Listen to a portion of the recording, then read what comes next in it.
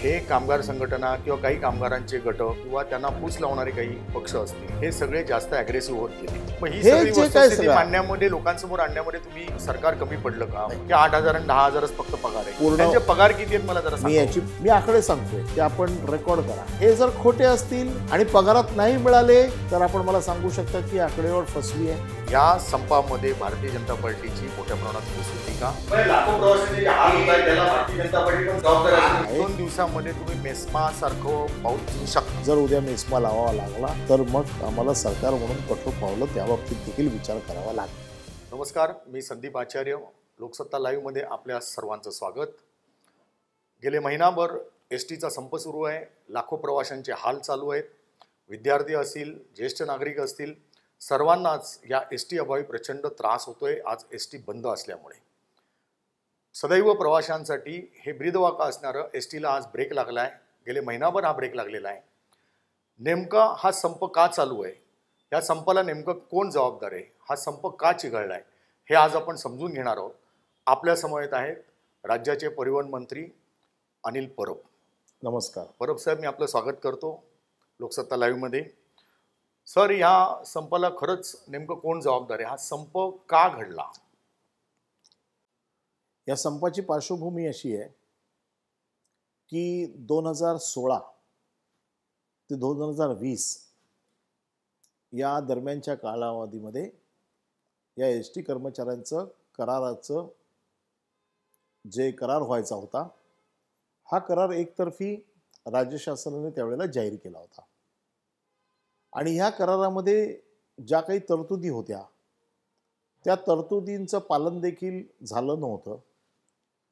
कारण त्यांना राज्य शासनाप्रमाणे DA मिळावा, राज्य शासनाप्रमाणे HRA मिळावा, राज्य शासनाप्रमाणे इन्क्रिमेंट मिळावं अशी त्यांची मागणी होती. आणि म्हणून कर्मचाऱ्यांनी ह्या एस टीमध्ये 28 युनियन आहेत अधिकृत.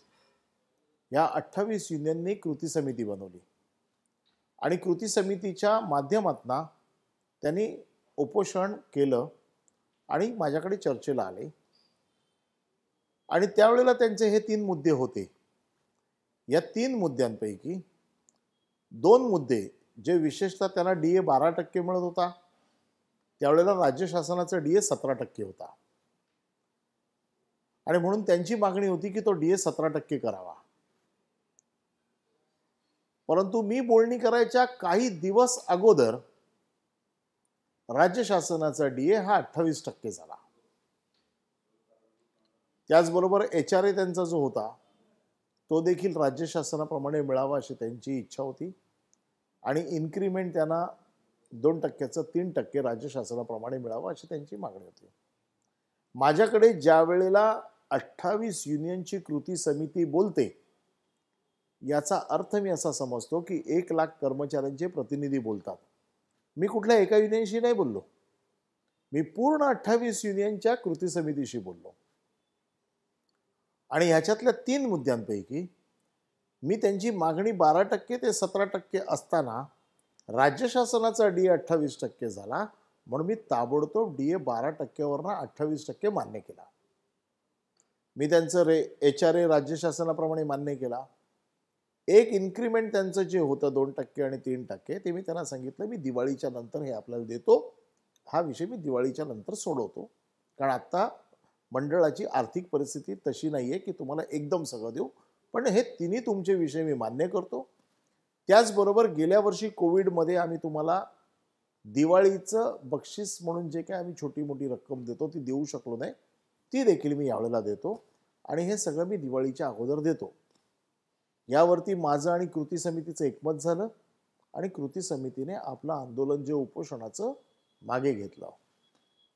ही 28 तारखेची गोष्ट आहे, 28 सप्टेंबरची.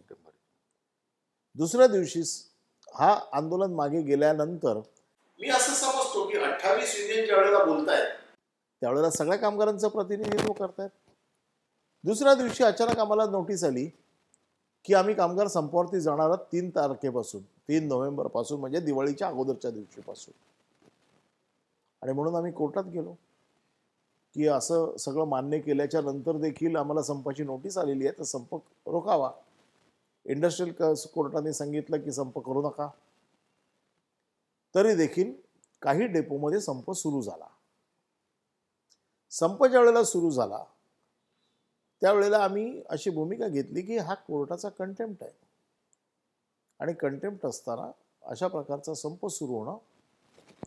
त्यावेळेला ही मागणी पुढे आली की आमचं राज्य शासनामध्ये विलिनीकरण करावं. ते मला असं याच्यामध्ये एकच इंटरप्ट करतो मध्ये की सरकारने लिनियंटली दयाळू भूमिका घेतल्यामुळे हे कामगार संघटना किंवा काही कामगारांचे गट किंवा त्यांना फूस लावणारे काही पक्ष असतील हे सगळे जास्त ॲग्रेसिव्ह होत गेले. सरकारने सगळं देऊ केलं होतं, तुम्ही राज्य सरकारप्रमाणेच साधारणपणे देत होता. जवळपास 7व्या वेतनाच्या आयोगाच्या जवळ आणून त्यांना ठेवलं होतं. या वेळेला तुम्ही थोडी कठोर भूमिका घेतली असती तर हा संप एवढा लांबला नसता का? नाही, त्याचं कारण असं आहे की ज्या वेळेला आम्हाला नोटीस दिली आम्हाला असं वाटलं की 28 युनियन ज्या वेळेला बोलत आहेत तेव्हा सगळ्या कामगारांचं प्रतिनिधी बोलत आहेत. ही विलिनीकरणाची मागणी आली, हे म्हटलं की एका छोट्या गटाने केलेली आहे, या बाबतीमध्ये आपण त्यांच्याशी बोलून हा निर्णय करता येईल. पण दिवाळीच्या तोंडावर जे 30 डेपो बंद झाले होते, 38 डेपो बंद झाले होते, आम्ही त्यांच्यावर कुठली कारवाई केली नाही. माझ्याकडे त्यावेळेला विरोधी पक्ष नेते प्रवीण दरेकर आले, त्यांनी मला विनंती केली की कुठली कारवाई दिवाळीच्या तोंडावर करू नका, आम्ही आवाहन करतो लोकांना की, आणि विषय फार थोडा होता, थोडा कामगारांचा होता, म्हणून आम्ही फार सौम्य धोरण घेतलं आणि आम्ही सांगितलं जर कामगार डेपो चालू करत असतील, आज दिवाळीचा पहिला उद्या दिवस आहे, दिवाळीच्या तोंडावरती कोणाला अडवू नका, आम्ही कुठलीही कारवाई करणार नाही, असा शब्द मी त्यांना इथेच दिला होता. परंतु दिवाळीपासून हे आंदोलन वाढावं लागलं कारण आम्ही कारवाई कुठली केली नाही. 7 तारखेला ज्यावेळेला कोर्टात आम्ही कंटेम्प्टच्या बाबतीत गेलो की बाबा आपण कोर्टाने आदेश दिलेत संप करू नका, तरी देखील संप केला जातोय, त्यावेळेला कोर्टाने आम्हाला अशी अपेक्षा होती की कोर्ट कंटेम्प्ट करेल आणि परावृत्त करेल कर्मचाऱ्यांना, परंतु कोर्टाने ते प्रकरण अजून पुढे ढकललं. या दरम्यान भारतीय जनता पक्षाचे 2 आमदार गोपीचंद पडळकर, सदाभाऊ खोत यांनी आंदोलनात उडी घेतली.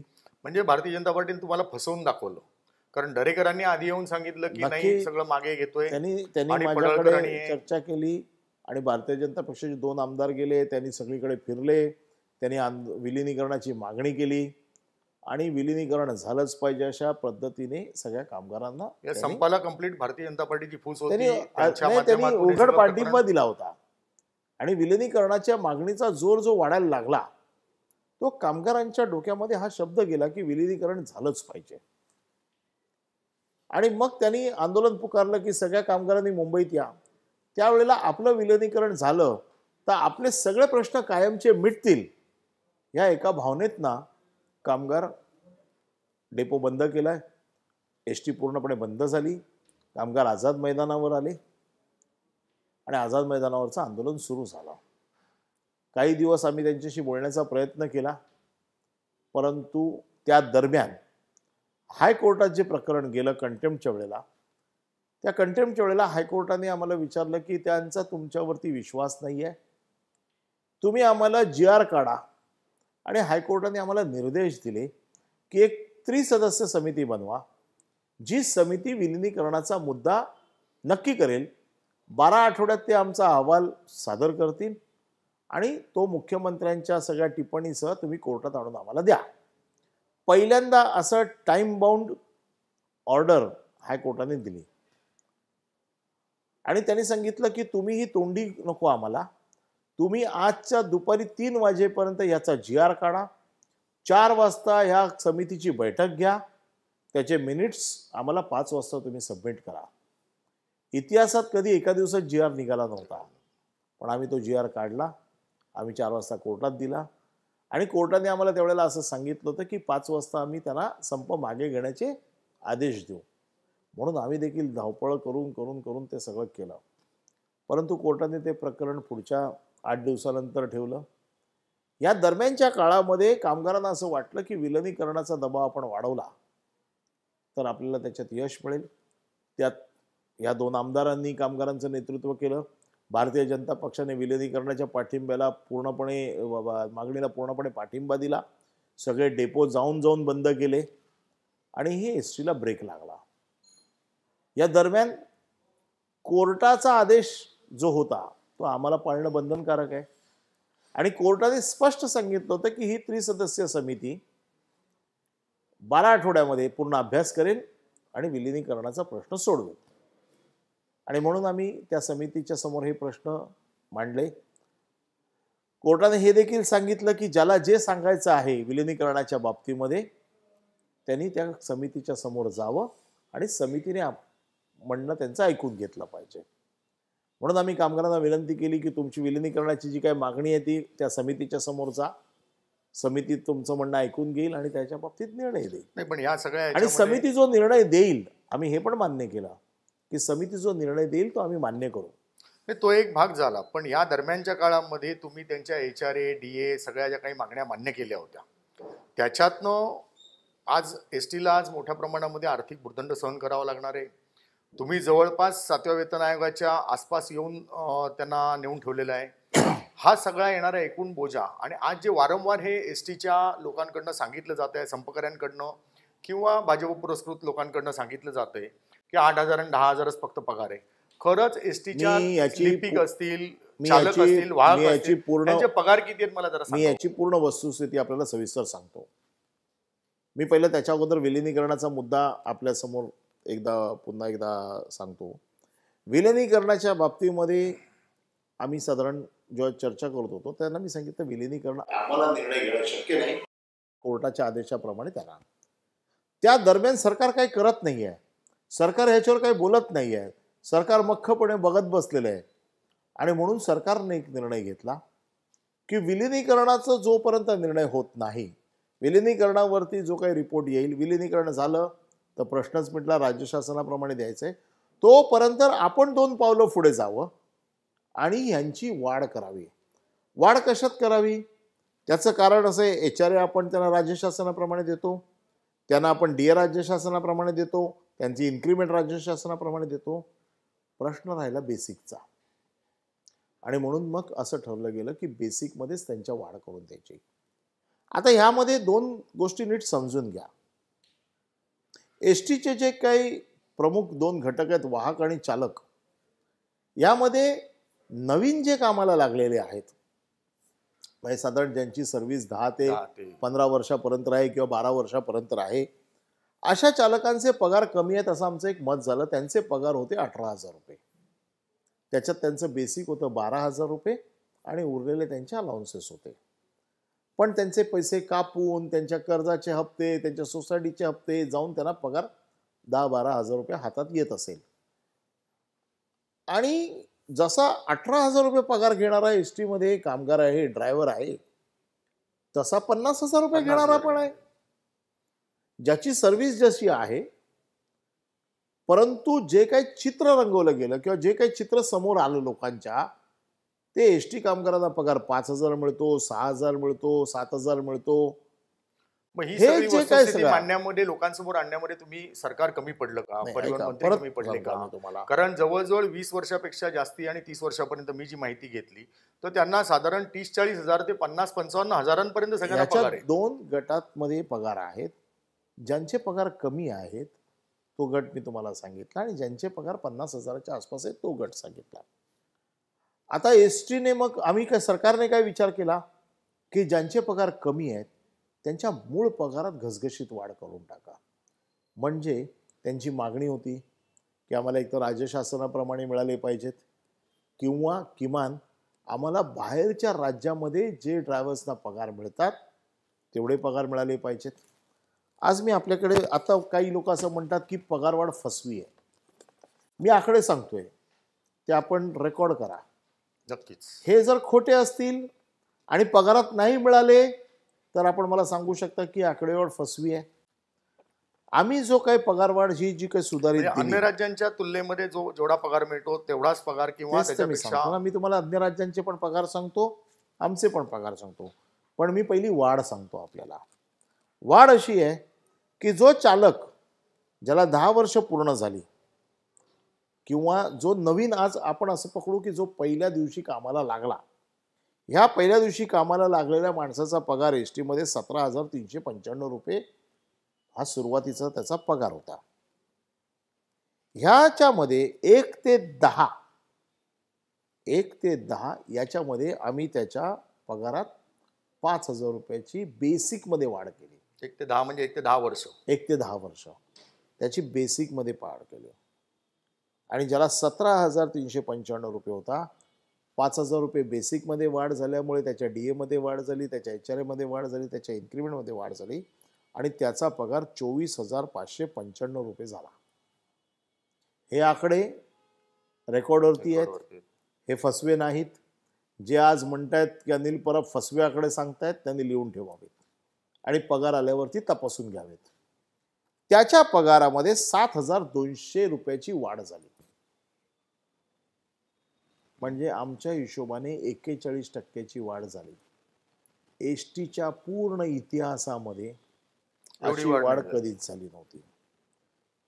10 वर्ष ज्याची पूर्ण झाली, ज्याला 23,040 रुपये पगार आहे, त्याच्या पगारात आम्ही 4,000 रुपये बेसिकमध्ये वाढवले. आज त्याचा पगार 28,800 झालाय. त्याच्या पगारात एकूण वाढ झाली 5,760 रुपये. 20 वर्ष पूर्ण झाली, ज्याचा पगार आज बेसिकली 37,440 आहे, त्याच्यामध्ये आम्ही 2,500 रुपयाची वाढ केली. 41,040 त्याचा पगार वाढला 3,600 रुपयाने. 30 वर्ष पूर्ण झाली, ज्याचा पगार आज 53,280 रुपये आहे, त्याच्या पगारामध्ये आज वाढ झाली 56,880 ची, 3,600 रुपयाची वाढ झाली. याच्यामध्ये नक्कीच जो कर्मचारी कमी पगार होता त्याला वाढ जास्त मिळाली, ज्याला पगार बऱ्यापैकी होता त्याला कमी मिळाली.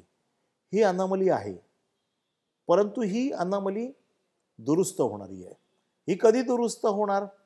एकतर त्यांचं विलिनीकरण झालं तर विलिनीकरणात ते आपापल्या ग्रेडला बसतील, त्यामुळे त्यांचे पगार त्यांच्या त्यांच्या ग्रेडला जातील, किंवा त्यांचा करार बाकी आहे, ज्या करारामध्ये जर समजा काही दुरुस्ती करायची असेल, ही अनामली काढायची असेल तर ती काढण्याला स्कोप आहे. याच्यात आणखी एक महत्त्वाचा निर्णय तुम्ही जो घेतलाय, तो मला जो मिळालाय माहिती त्यानुसार, की राज्य शासनाप्रमाणे 10 तारखेच्या आतमध्ये तुम्ही त्यांना एक पगार विषय मी देण्याचा- आपल्याकडे येतो की आज राज्य शासनाचा नवीन माणसाला लावलेला माणसाचा बेसिक काय 19,900, माझा काय 7,395, म्हणजे माझा 18,000, त्यांचा 20,000, राहिला माझा 2,000चा फरक. म्हणजे राज्य शासनाच्या जवळपास आम्ही त्यांना नेऊन ठेवलेले आहेत.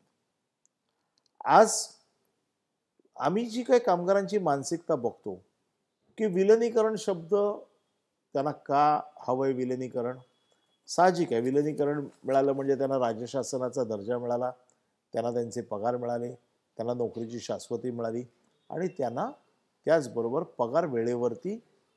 हे मला मान्य आहे की एस टीचे पगार गेल्या 2 वर्षात करोनाच्या महामारीमुळे वेळेवर झाले नव्हते, तरी देखील काम न करता देखील आम्ही 2,700 कोटी रुपये आज राज्य शासनाने एस टीच्या पगारापोटी दिले. नाही, तुम्ही हे सगळं कर्मचाऱ्यांकरता करताय. नाही, एकच मिनिट, 2,700 कोटी रुपये दिले. पण विलिनीकरणाच्या मध्ये त्यांच्या डोक्यात जे काय विलिनीकरणाचा विषय की आमचे पगार वेळेवर व्हायला पाहिजेत, आमचे पगार वाढायला पाहिजेत, राज्य शासनाप्रमाणे आम्हाला पगार मिळाले पाहिजेत आणि आमची नोकरी शाबूत राहिली पाहिजे. आत्ता जे सरकारने पाऊल उचललं त्याच्यामध्ये त्यांचे वेतन राज्य शासनाच्या जवळ नेऊन ठेवलेलं आहे. आम्ही विलिनीकरणाच्या निर्णयाची वाट बघतोय, काय होतंय ते, म्हणजे ते त्याच्याप्रमाणे काय करायचं त्याचा निर्णय कमिटी घेईल. पगार राज्य शासनाने हमी घेतली की आम्ही 10 तारखेच्या अगोदर देऊ, बरोबर आहे. पुन्हा नोकरीची हमी दिलेली आहे. म्हणजे विलिनीकरणाचा जो मुद्दा आहे, ज्याच्यासाठी हा संप चालू आहे, ज्याला 12 आठवड्याचा कालावधी आहे की त्यातले सगळे मुद्दे तुम्ही फुलफिल केले, हे मान्य आहे. आता मला जवळपास सगळे मुद्दे मान्य केलेले आहेत. त्याच्यानंतर या संप करून जे लाखो प्रवाशांना हा जो वर्ग वेठीस धरतोय, तर हे वेठीस धरणं तुम्ही सरकार म्हणून, परिवहन मंत्री म्हणून किती काळ हे सहन करत राहणार? आमच्या समोर आणि याच्यामध्ये लोकांचे हाल होत आहेत, लाखो लोकांचे. याच्यामध्ये एसटी ही लोकांसाठी आहे का कर्मचाऱ्यांसाठी आहे? एकदा तुम्हालाही सरकारला याच्यामध्ये आमच्याकडे एसटीची दोन्हीचा कामी बघतो. मी एसटी कर्मचाऱ्यांचं हित पण बघतो, त्याचबरोबर माझं दायित्व लोकांची आहे. आता माझं दायित्व लोकांशी देखील आहे, ते देखील बघतोय. मी वारंवार एस टी कर्मचाऱ्यांना समजावून सांगतोय, विलिनीकरण सरकारने एकदा कमिटीने मान्य केलं तर आम्ही जरूर मान्य करू, पण तोपर्यंत तुम्ही जे लोकांना वेठीला धरलंय हे चुकीचं आहे. आणि लोकांना वेठीला धरून प्रश्न सुटणार नाही, प्रश्न चर्चेनेच सुटतो. आणि म्हणून कमिटीचा निर्णय येईपर्यंत तुम्ही एस टी चालू करा. त्या बाबतीमध्ये तुम्हाला वेठीला धरण्याचा अधिकार नाही, म्हणून आम्ही कारवाई देखील कडक केलेली आहे. सरकार हे मान्य करू शकत नाही की लोकांचे हाल सरकार मान्य करू शकत पण आता नाही. ते कुठेच थांबायला तयार नाही आहेत. या सिच्युएशन मध्ये तुम्ही काय करणार? या सिच्युएशन मध्ये एक नीट समजून घ्या, एस टी दिवसागणिक फार नुकसानीत चाललेली आहे. आज जवळपास 450 कोटी रुपयाचं एस टीचं नुकसान झालेलं आहे. अगोदरच आपल्याला माहिती आहे की कोविड काळापर्यंत परिस्थिती आमची बरोबरीने चालली होती. कधीही एस टीला राज्य शासनाकडे पैसे मागावे लागले नव्हते. परंतु कोविड काळाचा एकूण आज बघायला गेलं तर 12,000 कोटीचा संचित तोटा आहे.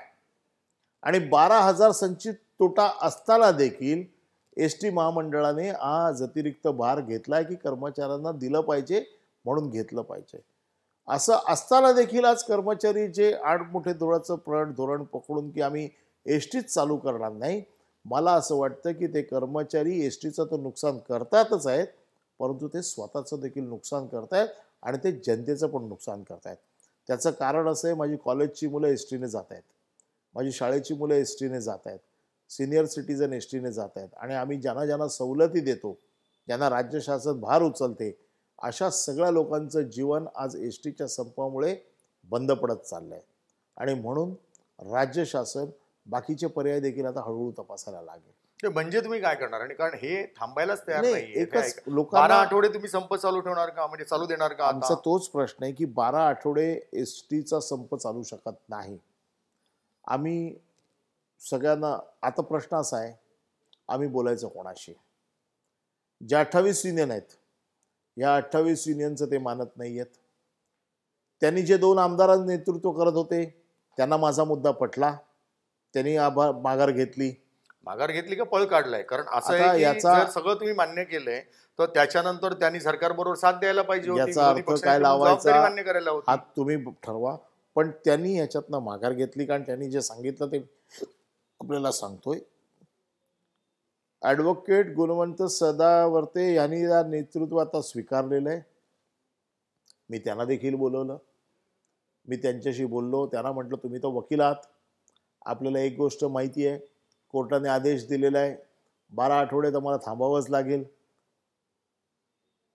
त्यांचं म्हणणं असं आहे, विलिनीकरणाशिवाय मी दुसरी कुठली चर्चा करू शकत नाही. मग मी बोलायचं कोणाशी? याचा मार्ग काढायचा कोणाशी पासून? तुम्ही सगळे मिळून जर एकच म्हणणार असाल की विलिनीकरणाशिवाय चर्चा नाही, तर मला असं वाटतं की एस टीचं फार नुकसान होत चाललंय. संप तुटेपर्यंत कधी ताणू नये. ज्या दिवशी तुटेल त्या दिवशी परत जोडलं जाऊ शकणार नाही. फार वाईट परिस्थिती. बरं, मी तुम्हाला एक मुद्दा आता थोडा वेगळ्या पद्धतीने असं विचारतो की या संपामध्ये भारतीय जनता पार्टीची मोठ्या प्रमाणात फूस होती का? ही फूस लावत असताना भाजपमध्ये जे आयाराम गयाराम सगळी जी आलेली मंडळी आहेत, मग सदाभाऊ खोत असतील, पडळकर असतील, प्रवीण दरेकर असतील, ही सगळी आयात मंडळी आहेत. हे लोक सगळे पुढे दिसत होते. आपल्याला माहिती आहे की आपले माजी मुख्यमंत्री आणि दुसरे विरोधी पक्षनेते देवेंद्र फडणवीस ते अभ्यासू आहेत, प्रचंड अभ्यास करतात, त्यांचा अभ्यासही झाला असेल. तर त्यांना विचारायच्यात मार्ग काय? तर तुम्ही तसा पर्याय काही काढणार आहात का? विचारणार आहात का? नाही, मी तुम्हाला परत सांगतो की याच्या बाबतीमध्ये ज्यांनी नेतृत्व केलं याचं, ते आज तरी भारतीय जनता पक्षाचे आमदार आहेत. आयाराम आहेत, गयाराम आहेत, याच्याशी मला काही घेणं देणं नाही. माझं म्हणणं असं आहे की भारतीय जनता पक्ष उघडपणे याच्या पाठिंबा दिला होता. फडणवीस साहेबांशी मी पण बोललो, त्यांनी मला काही सूचना केल्या. प्रवासी टॅक्स, त्यांनी मला सांगितलं की जो 17% प्रवासी टॅक्स तुम्ही घेताय त्याच्यातला आम्ही 10% स्वतःकडे ठेवतो, 7% आम्ही सरकारला देतो. त्यांचं म्हणणं होतं तो 60% देखील तुम्ही ठेवा आणि मग जी काही तूट येईल ती सरकारकडनं घ्या. करोनाच्या पूर्वी ते त्यांचं म्हणणं बरोबर होतं, कारण तेवढीच तूट येत होती. 150-200 कोटी रुपयाची त्यांनी जी मला सुचवली ती येत होती. त्याच्यामुळे आम्हाला काही अतिरिक्त भार पडत नव्हता.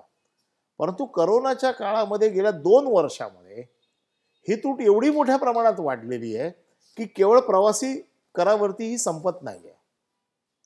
याच्यासाठी राज्य शासनाला पैसे द्यायचे आहेत. राज्य शासन ते द्यायला तयार पण आहे. आम्ही ह्या सगळ्याचा अभ्यास करून बसलेलो आहे. राज्य शासनाप्रमाणे पैसे दिले तर किती लागतील, उद्या विलिनीकरण झालं तर काय, आम्ही ते समितीच्या नाही समोर आता प्रश्न मांडतोय. आहे तो संपणं आणि आता प्रश्न असा आहे प्रवाशांना लाखो की एसटीचे मधनं प्रवास करणारा जो वर्ग आहे याच्या त्यांना बाबतीत दिलासा मिळणं गरजेचं आहे. याच्या त्याच्यामध्ये भारतीय जनता पार्टी, देवेंद्र फडणवीस आता याच्यात घेणार आहेत का आता पुढाकार यांनी किंवा कोणी नसेल? याच्यामध्ये ज्या दिवसापासून त्यांनी पुढाकार ते माघार घेतली त्या दिवसानंतर त्यांनी एस टी चालू होण्यासाठी कुठलाही प्रयत्न केलेला नाही. किंबहुना मला असं काल कळलंय की काही त्यांचे विरोधी पक्षनेते प्रवीण दरेकर काही डेपोना अजूनही भेटी देत आहेत.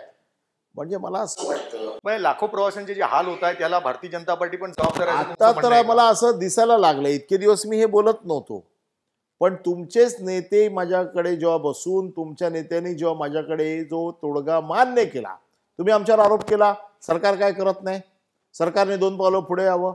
आम्ही 4 पावलं पुढे आलो. आम्ही घसघशीत पगारवाढ दिली. ती तुम्ही मान्य केली आमच्याबरोबर. माझ्याबरोबर पूर्ण दिवस चर्चा झाली, मान्य केली. तुमचं कामगारांनी ऐकलं नाही.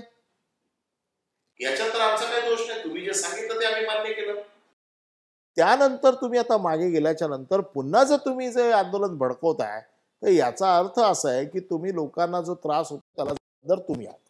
नाही हे सरकार अस्थिर करण्याच्या दृष्टीने टाकलेलं भाजपचं पाऊल म्हणायचं का? लोकांना हा त्रास होतोय ना. लोकांना वेठीला धरतायत आणि आज सरकारी लोकांना अस्थिर आज करतायत आज लोकांना त्रास होतोय. असं म्हणायचं आज का? हा त्रास यांनी जर विलिनीकरणाचा मुद्दा ज्या वेळेला यांना माहिती आहे की कोर्टाच्या समोर हा मुद्दा सुटणार आहे, याला सरकार काही करू शकत नाही. बघा, कामगारांना भडकवणं सोपं आहे. भडकवून तर दिलेलं आहे. आज कोणाची हिंमत नाही की त्यांना जाऊन शांत करून त्यांना जाऊन सांगून त्यांचा संप मागे करा. जेव्हा त्यांच्या लक्षात आलं आपण काही सांगू समजवू शकत नाही, ते मागे हटले. मग किमान आता मागे हटलेत तर शांतता राहा. पुन्हा जर तुम्ही डेपोना भडकवून सगळ्यांना जर पुन्हा ही आग पेटवणार असाल तर याच्यामध्ये तुमचा उद्देश चांगला नाही असं मला पण मग वाटतं. सरकार म्हणून तुम्ही याच्यावरती आता काय ऍक्शन घेणार? सरकार म्हणून आम्ही आजही आमचे सगळे अधिकारी वेगवेगळ्या डेपोंमध्ये गेलेले आहेत. आम्ही प्रयत्न करतोय की एस टी चालू होईल. मी सतत दररोज आवाहन करतोय. माझ्या आव्हानाला प्रतिसाद देत आज जवळजवळ नाही म्हटलं तरी 15,000 कामगार आज कामावरती रुजू झालेले आहेत. जवळजवळ 1,500 फेऱ्या सुरू झालेल्या आहेत. बऱ्याच अंशी पश्चिम महाराष्ट्र, कोकण, मुंबई प्रदेश, ठाणा याच्यामध्ये वाहतूक सुरू झालेली आहे.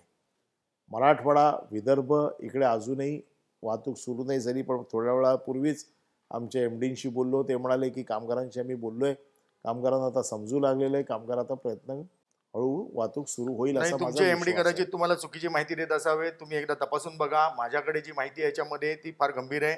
एस मध्ये आज समजा 92,000 कर्मचारी आपल्याकडे आहेत. 15,000 17,000 टोटल एस टी आहेत. 11,000 रोज फेऱ्या व्हायच्या. 60 लाख प्रवासी करोनापूर्वी चालायचे. 30-35 लाख करोनाच्या काळात जरी आपण पकडले तरी आज फक्त 1,500 एस टी तुमच्या चालत आहेत. याचा अर्थ अजूनही एस टी संपाला जवळजवळ 70,000 लोकांचा मान्य सपोर्ट नाही, आहे. मी आणि हा बोललो. जो सपोर्ट असेल तर याचा अर्थ लाखो प्रवाशांचे हाल होत आहेत. पण हे याच्यामध्ये वृद्ध ग्रामीण भागामध्ये आज समजा मुंबईतल्या मुंबईत सुद्धा जाणं येणं कठीण आहे लांब एवढे, तरी इथे रिक्षा किंवा पर्यायी व्यवस्था आहे. ग्रामीण भागामध्ये पर्यायी व्यवस्था नाही आहे. तर सरकार म्हणून आज तुम्ही परिवहन मंत्री म्हणून काही कठोर आता पावलं उचलणार आहात का? कारण बऱ्याच ठिकाणी आपण बघतोय की तुम्ही एस टी चालू करायचा प्रयत्न करताय आणि डेपोतनं बाहेर पडल्यानंतर दगडफेक होती. ही दगडफेक करतंय कोण? ह्याच्या मागे आहे कोण नेमकं? नेमकं तुम्ही नीट समजून घ्या. एस टीच्या कर्मचाऱ्यांवरती कारवाई जवळजवळ आज नाही म्हटलं तरी 5,500-6 हजार कर्मचाऱ्यांचं निलंबन झालेलं आहे. 2,500 ते 3,500 हजार कर्मचाऱ्यांची सेवा समाप्त केलेली आहे.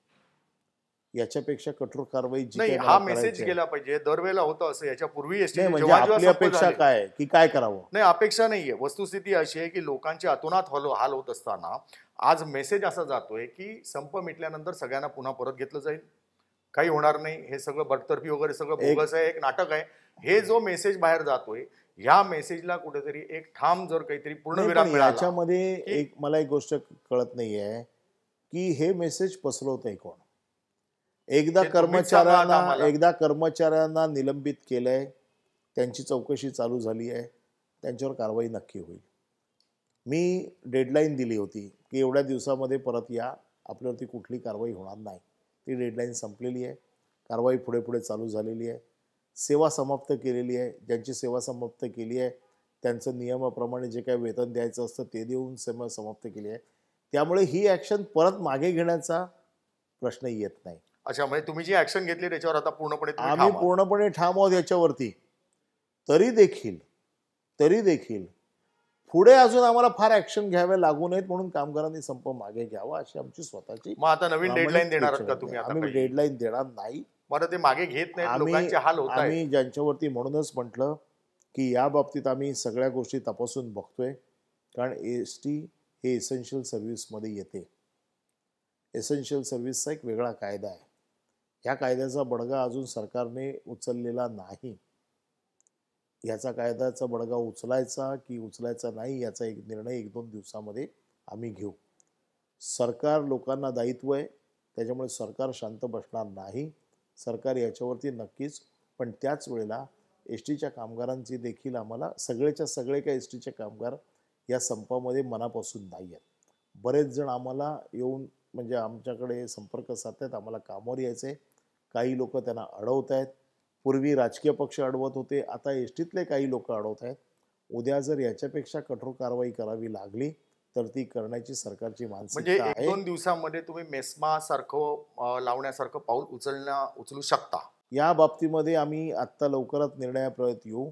जर उद्या मेस्मा लावावा लागला तर मग आम्हाला सरकार म्हणून कठोर पावलं त्या बाबतीत देखील विचार करावा लागेल. कारण आपण जर बघितलं तर तुम्ही जेव्हा साधारणपणे परिवहन मंत्री म्हणून कार्यभार स्वीकारला त्यावेळेला एस टीचा संचित तोटा होता 3,600 कोटी. आज डिझेल भाववाढ असेल, हे करोना कालावधी असेल, ह्या सगळ्या ह्याच्यामुळे तो जवळजवळ 12,000 कोटीवर गेल्याचं आपणच सांगितलंय. आणि जर हा संप असाच चालू राहिला तर एकीकडे एस टी तोट्यात राहणार आणि दुसरीकडे प्रवाशांचे हाल होत राहणार. ह्याला कुठेतरी आता तातडीने युद्ध पातळीवरती अटकाव घालणं, कारण जवळजवळ महिन्याहून अधिक काळ हा संप चाललाय, तर ह्याला कुठेतरी आता कठोरपणे आळा घालणं किंवा कुठेतरी नियंत्रणात आणणं, हा संप मागे घेतला जाईल याची काळजी घेणं, ह्याकरता आता काही निश्चित ठोस उपाययोजना करायला लागतील. नक्कीच. तर त्या दृष्टीने तुम्ही नेमकी काय पावलं उचलणार आणि किती म्हणून- वेळात उचलणार? म्हणूनच मी काय म्हटलं की या बाबतीत 2च दिवसात निर्णय होईल. कारण अजूनही आम्हाला असं वाटतंय की कामगार कामावर येतील. परंतु आत्ता सगळे माझे अधिकारी मी वेगवेगळ्या विभागामध्ये पाठवलेले आहेत कामगारांची मानसिकता तपासायला. आणि जर एकदा आमच्या लक्षात आलं की कामगारांची मानसिकता फक्त विलिनीकरण आणि एस टी ठाम राहून संप एस टीचं नुकसानच करायचे आहे तर मग नाईलाज असतो सरकारला त्या बाबतीत तसाच विचार करावा लागेल. पण मग तो कठोर निर्णय सरकारला काही घ्यावे लागतील. मग वेगवेगळ्या पर्याय आहेत, त्या पर्याय मी आत्ता त्याच्या बाबतीमध्ये सूतोवाच करू इच्छित नाही. परंतु हे पर्याय एस टी कामगारांना कुठे नुकसान पोचवणारे असणार नाहीत याची देखील मला काळजी घ्यावी लागेल. बरं, ह्याच्याच बरोबर जोडून असा एक मुद्दा येतो की एस टी हे महामंडळ आहे. अशा प्रकारे राज्यात 55 महामंडळ आहेत. जर उद्या एस टी महामंडळाचं तुम्हाला विलिनीकरण करावं लागलं किंवा तुमच्या कमिटीने काही असे निर्णय घेतले तर उरलेल्या 55 महामंडळांचाही तुम्ही करणार का? नेमकं हा सगळ्या या सगळ्या प्रश्नांचा अभ्यास करण्यासाठीच तर ती कमिटी नेमली आहे. आणि मग हे सगळे मुद्दे समजून घ्यायला तयार नाही. ही कमिटी का नेमली गेली आहे की एस टीचं विलिनीकरण करताना राज्य शासनाची भूमिका, राज्य शासनाचे इतर प्रश्न, ह्या बाकीच्या महामंडळ, त्याच्यामध्ये आशा वर्कर, त्याच्यामध्ये अंगणवाडी सेविका, त्याच्यामध्ये पोलीस पाटील, त्याच्यामध्ये कोतवाल, असे वेगवेगळे सरकारी कामं करणारे जे लोक आहेत या सगळ्यांच्या बाबतीतला विचार हा राज्य शासन मांडेल कमिटीच्या समोर. आणि म्हणून कमिटी ही एक्सपर्ट लोकांची आहे. याच्यात मुख्य सचिव आहे, याच्यामध्ये फायनान्सचे सेक्रेटरी आहेत, ट्रान्सपोर्टचे सेक्रेटरी आहेत. हे विचार करताना सगळ्या गोष्टींचा विचार होईल ना. आणि केवळ एका नुसते एस टीचं विलिनीकरण हा एस टीचा विषय झाला, पण त्याचबरोबर राज्य सरकारला ज्या काही सूचना करायच्या आहेत कमिटीला, त्या राज्य शासनाला कमिटी सूचना करताना सगळ्या गोष्टींचा विचार करून करेल. आगामी काळामध्ये एस टीचा तोटा जे सतत तोट्यात चाललेली आहे, आता डिझेल भाव वाढ होते, अनेक गोष्टी आहेत, तर हा तोटा भरून काढण्यासाठी तुमच्या पुढे ऑप्शन काय किंवा कशा प्रकारे तुम्ही त्याच्याकडे बघताय आणि हा तोटा भरून काढून एस टीच्या बाबतीमध्ये 2 जे विषय आमच्या समोर, इंधनवाढचा विषय मी सांगितला की दररोज 2 कोटीचं ह्या भाववाढीमध्ये आम्हाला अतिरिक्त भार आला आणि जो 22 कोटीचा जो आमचं दररोजचं उत्पन्न होतं ते 5 ते 6 कोटीवरती गेलं. एका बाजूला ती विषमता झाली. दुसरा सर्वसाधारण बाकीच्या राज्यांमध्ये आम्ही अभ्यास केला असता असं लक्षात येत आहे की बाकीच्या राज्यांमध्ये एका एस टीला साधारण 3 ते 3.5 कामगारांची गरज लागते. आपल्याकडे एका एस टीला 6 कामगारांची आपल्याकडे ॲव्हरेज होती. आता एस टीचा साधारण जो आमचा ताफा आहे हा ताफा 16,000चा होता. आज आमच्या जवळजवळ 10 ते 12,000च गाड्या पळत आहेत आणि त्याच्यामुळे आपल्याकडे ती ॲव्हरेज आत्ता झालेली आहे 9 ते 10च्या दरम्यान. म्हणजे तुम्ही विचार करा की किती विषमता या सगळ्या गोष्टीत आहे. आणि हे सगळं असताना देखील एस टीची काळजी आपण घेतोय, कारण एस टी ही महाराष्ट्राची जीवनवाहिनी आहे. ती जगली पाहिजे, ती टिकली पाहिजे, परंतु ती टिकताना दोन्ही बाजूंचा तराजू व्यवस्थित राहिला पाहिजे याची काळजी आम्हाला भविष्यात घेतली पाहिजे. कामगार कपात, जी अतिरिक्त कामगार कपात आहे ती करणार नाही, का? आम्ही म्हणजे कारण कामगार- बॅलन्स करणं गरजेचं आहे ना कामगार शेवटी. कपात करताना पेक्षा आम्ही वेगवेगळ्या नवीन नवीन स्वेच्छा योजना आणू. आम्ही सरकारला विनंती केली आहे की त्याच्यासाठी पैसे द्या. ज्या कामगारांना स्वेच्छा योजनेमध्ये जायचं असेल ते जातील, परंतु वेगवेगळे मार्ग अवलंबून एस टी रुळावर परत आणण्यासाठी पूर्ण प्रयत्न केले पाहिजेत आणि ते मी नक्की करीन असा मला विश्वास वाटतो. शेवटचा प्रश्न आहे की आता हा संप कधी संपेल, काय होईल, याच्यातनं आउटकम येईल आज सांगणं कठीण आहे. आगामी काळामध्ये म्हणजे 2022 मध्ये लवकरच येते, एस टीचं भवितव्य काय असेल? तुम्ही कुठे नेऊन ठेवणार एस टीला? एस टीचं नुकसान टाळण्यासाठी ज्या काही योजना आम्ही आखतोय त्याला जर योग्य प्रतिसाद मिळाला तर मला असं वाटतं की एस टी ही स्वतःच्या जीवावर चालेल. एस टी हा काही फायदेशीर किंवा नफा कमवण्याचा धंदा नाही, परंतु तिला फार मोठा खड्डा पण पडता कामा नये याची देखील काळजी घेतली पाहिजे. यापूर्वी करोनाच्या पूर्वी ते शक्य होतं. करोनापूर्व काळात जाण्यासाठी थोडी मेहनत करावी लागेल, कामगारांना आमची साथ द्यावी लागेल. ज्या काही नवीन योजना आम्ही आणू त्या कामगारांनी मान्य केल्या पाहिजेत.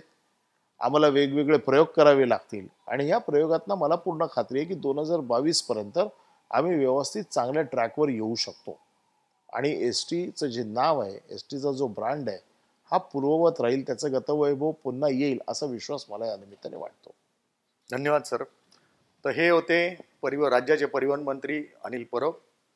एस टी संपावरती, एस टीच्या वाढीविषयी, एस टीचं भवितव्य या सगळ्यावर त्यांनी मनमोकळेपणे आपल्याला माहिती दिली. लाखो प्रवाशांना वेठीला धरणारा हा संप आजही सुरू आहे. या सगळ्या संपकालातही विलिनीकरणाचा जो मुद्दा आहे तो न्यायालयाच्या अधीन जी कमिटी नेमलेली आहे त्या कमिटीकडे असतानाही हेकेखोरपणे आज कामगार संपावरती अजूनही आहेत. त्यांचा हेकेखोरपणा सहन करतही तब्बल 41% वेतनवाढ म्हणा, DA म्हणा, वेगळ्या रूपाने त्यांनी कर्मचाऱ्यांना दिलेली आहे. 10 तारखेच्या आतमध्ये शासनाप्रमाणे पगार दिला जाण्याची हमी त्यांनी दिलेली आहे. असं असतानाही कामगार आणि या कामगारांच्या मागे असणारे राजकीय पक्ष लाखो प्रवाशांना वेठीला धरतायत. बघूया आता लवकरच पुढे काय होतं ते. धन्यवाद. धन्यवाद.